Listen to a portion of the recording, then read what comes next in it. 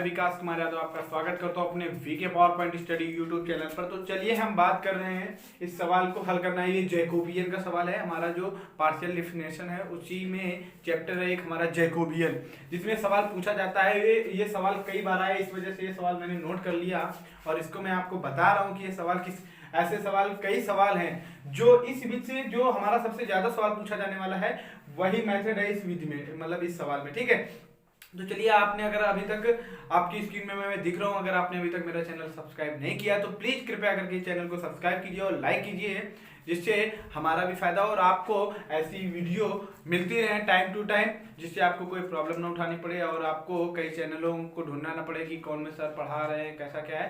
ठीक है, तो चलिए आप चैनल को सब्सक्राइब कर दीजिए। और हालांकि मैं तो पढ़ाने के लिए तैयार हूँ। तो हम पढ़ाते हैं आपको जैकोबियन। जैकोबियन हमारा क्या होता है, तो ठीक है, यहाँ से देखो दे रखा JU1 U2 U3, हमारा इसके इक्वल टू में हल करना है 4। तो जैकोबियन का मेन मेथड क्या है, हम मेन मेथड की मुद्दे की बात करते हैं। तो मुद्दा अब यहाँ पे जे बराबर हमारा दे रखा है U1 U2 U3 जैकोबियन पूरा दे रखा है। जैकोबियन बराबर हमारा कितना 4 आना चाहिए, क्या आना चाहिए 4। यहाँ पे U1 दे रखा है, यहाँ पे U2, यहाँ पे 3। अब x के पक्ष में मान है तो हम भाई जब अवकलन करते हैं तो हमने यही है ना कि अवकलन जिसका करते हैं वो हमारा नीचे पद रहता है, उसी के सापेक्ष अवकलन करते हैं। तो यहाँ पे x और x1 x2 x3 पर मान है तो हम सीरियल वाइज लिख लेते हैं। तो जैकोबियन हमारा U1 U2 U3। अब इसका अवकलन करेंगे किसके सापेक्ष, x के सापेक्ष करना है। तो x1 x2 x3 x1 x2 x3। ठीक है, तो अब इसको हल करते हैं, सारणिक के रूप में लिखते हैं इसी को। तो कैसे लिखते हैं, ठीक है, तो अब लिखते हैं इधर हम बनाते हैं सारणिक। ऐसा ही एक वीडियो हमारा पड़ा हुआ है इसी में। तो अब बनाते हैं जैकोबियन। तो अब इसका क्या होता है U1, सबसे पहले U1 ही पूरे पे चलेगा, फिर U2 चलेगा, फिर U3 चलेगा। ऐसा नहीं है कि हम यहाँ पे U1 पर फर्स्ट पे कर दें, सेकेंड एलिमेंट U2 हो जाए, थर्ड एलिमेंट U3 हो जाए ना। ठीक है, तो करते हैं सबसे पहले इसका करते हैं। तो del U1 upon del x1, del U1 upon del x2, del U1 upon del x3। अगला फिर अब डेल U2 है वो सेकंड पर ले आते हैं, del U2 upon del x1, del U2 upon del x2, del U2 upon del x3। अगला ले आते हैं del U3 upon del x1, del U3 upon del x2, del U3 upon del x3। अब इनके जितने जो मान निकालेंगे हम del U1 upon del x1 का जैसे अवकलन इधर करेंगे, ये सबका मान देखो U1 का है तो U1 का मान रख के x के सापेक्ष अवकलन कर देंगे। U2 का है तो सबको हल करके फिर इसी रूप में हमें लिख के हल करना है। हम सबसे पहले हम अगर ये नहीं बनाएंगे तो सवाल नहीं हल कर सकते भाई, गारंटी देता हूं। अगर ये नहीं बना रहे ना तो सवाल नहीं हल कर सकते, आपको कितना भी ट्रिक से पढ़ा रहा हो कोई टीचर।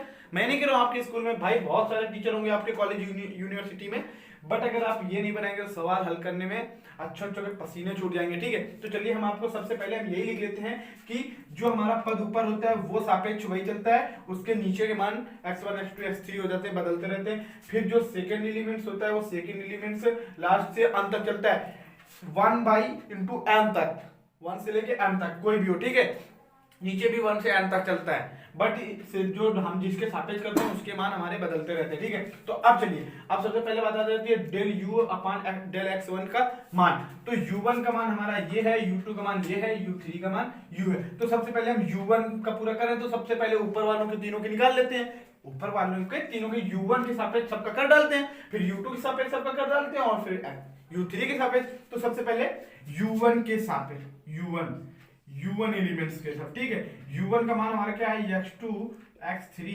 अपान x1। अब यहां से किसके x के सापेक्ष सब में करना है, x1 के सापेक्ष, x1 के सापेक्ष अवकलन करने, आंशिक अवकलन करने पर, ऐसे सभी जगह लिखेंगे। ठीक है, आंशिक अवकलन करने पर।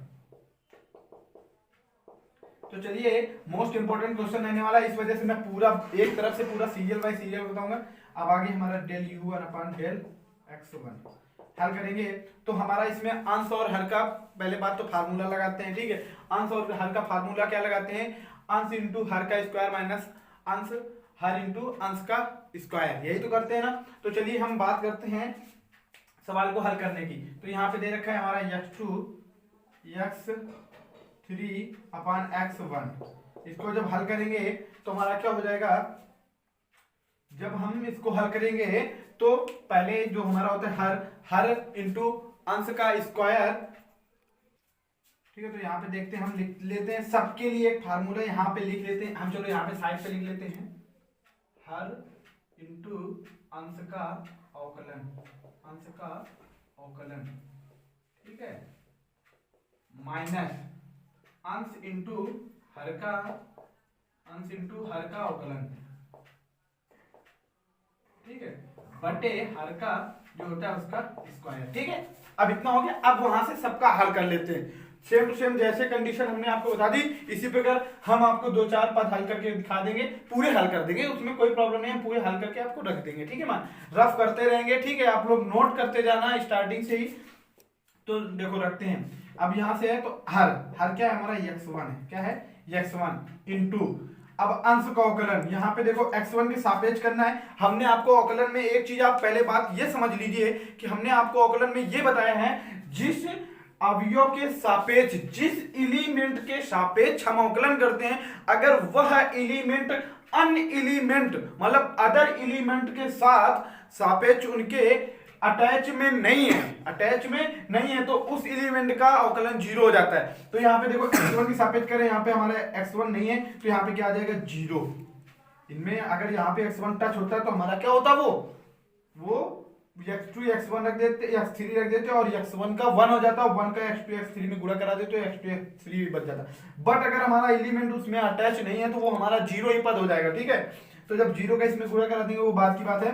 अगला माइनस का चिन्ह लगाया, माइनस का लगा दिया। अब कह रहा है अंश लिखो, अंश क्या है हमारा x2 और x3 इंटू हर का अवकलन, हर का अवकलन x1 है, क्या है x1। अब x1 का जब अवकलन करेंगे, x1 की सापेक्षी करें तो हम x1 का अवकलन क्या होगा 1 हो जाएगा, तो यहां से 1, तो हमारा इक्वल में क्या निकला x1 का, तो ये 0 हो जाएगा, माइनस का x2 x3 निकला ना, ये हमारा इसका मान हो गया।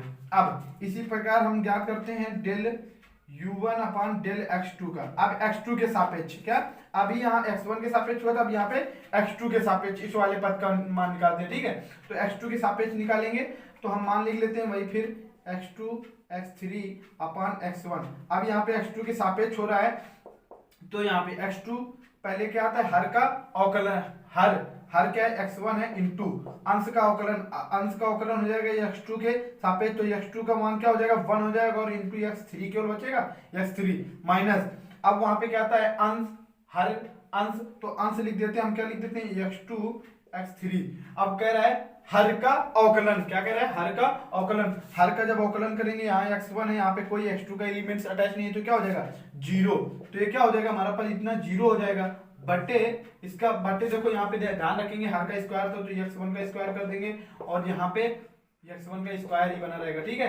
अब यहाँ पे जैसे आप बोला कि हर का स्क्वायर, तो यहाँ पे हर में क्या है x1 है, तो x1 का होल स्क्वायर, ठीक है। ये हमारा एलिमेंट 0 हो गया, तो हमारा क्या बचा x1 x3 अपान x1 का होल स्क्वायर। इसी प्रकार सब बचेंगे, ठीक है। अब बात आ जाती है del u1 upon del x3 की, डेल x3 की। उसी प्रकार फिर सापेक्ष कर देते हैं x2 x3 अपान x1, हल करते हैं।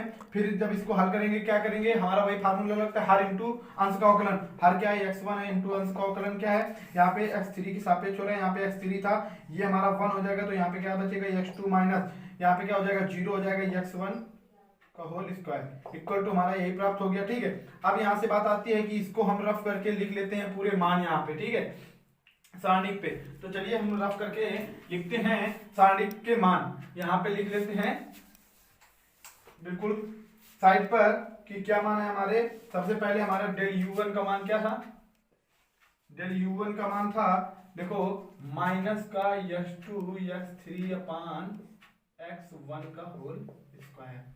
सेकेंड मान क्या निकला है डेल u1 बाई मतलब सेकेंड एलिमेंट्स का x1 x3 अपान x1 का होल स्क्वायर।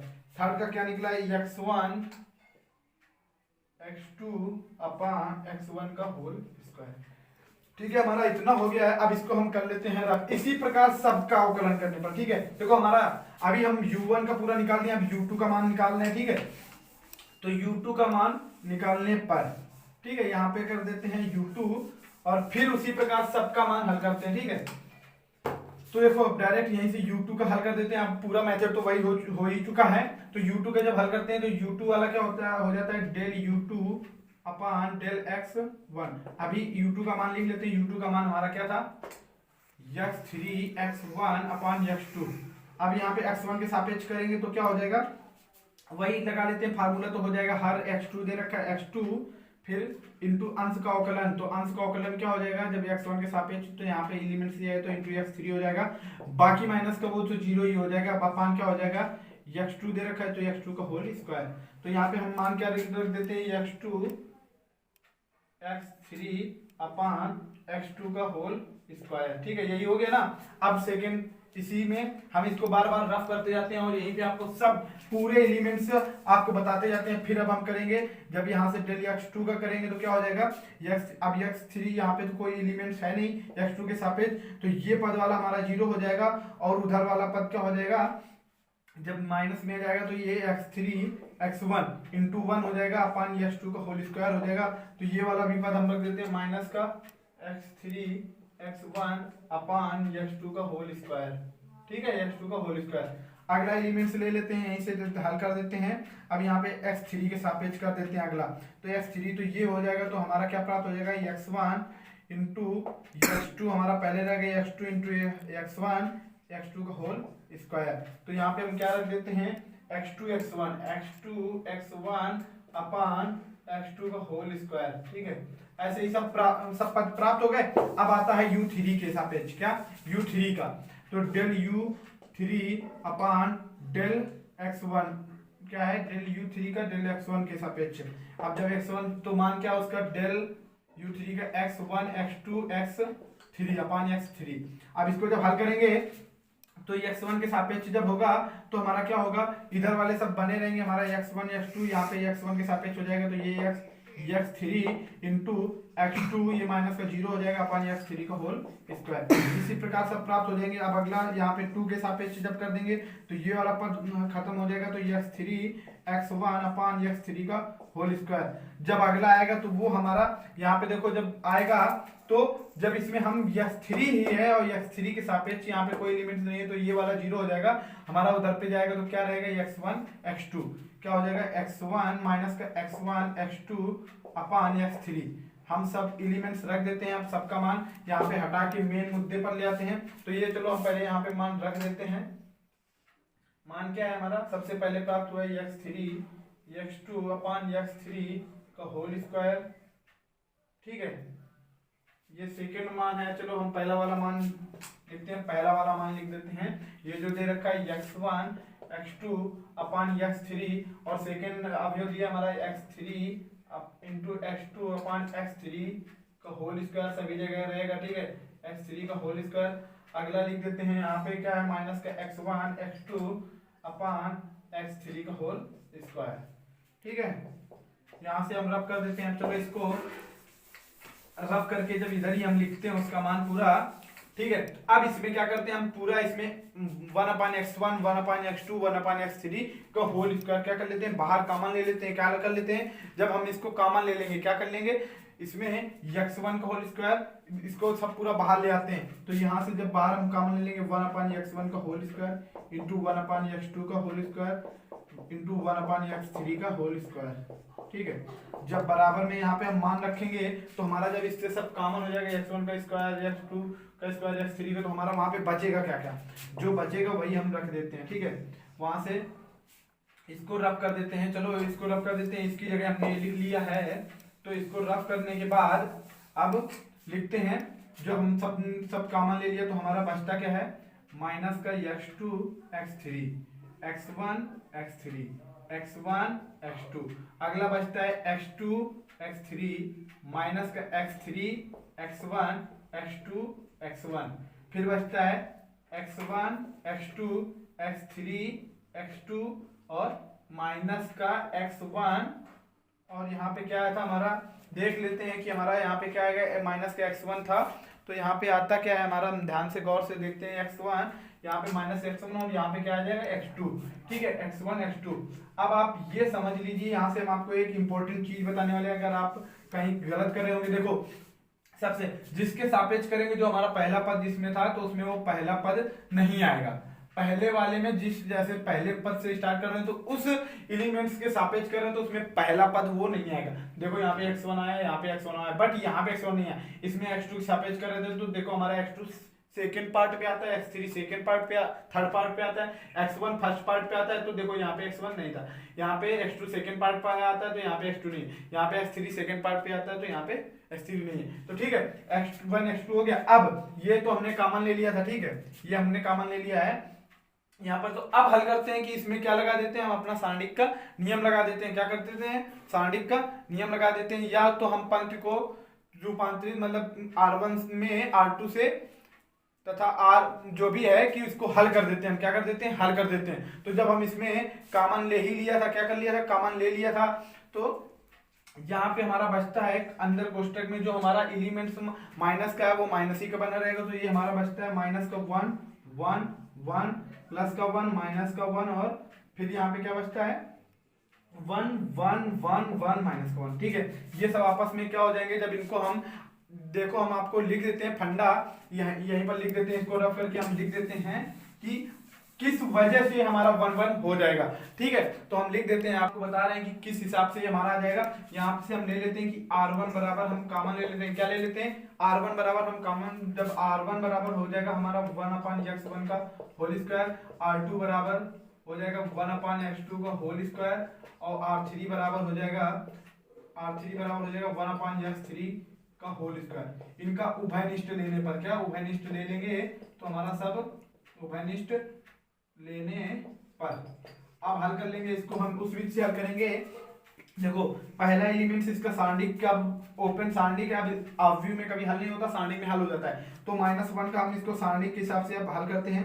तो -1 जब ले लेंगे तो सारणिक का जब हल करेंगे तो ये पंक्ति और ये स्तंभ ऐसे रफ हो जाएगा, क्या बचेगा -1, तो -1 का -1 में कराएंगे प्लस का 1 हो जाएगा, और 1 का 1 में कराएंगे माइनस का 1 हो जाएगा।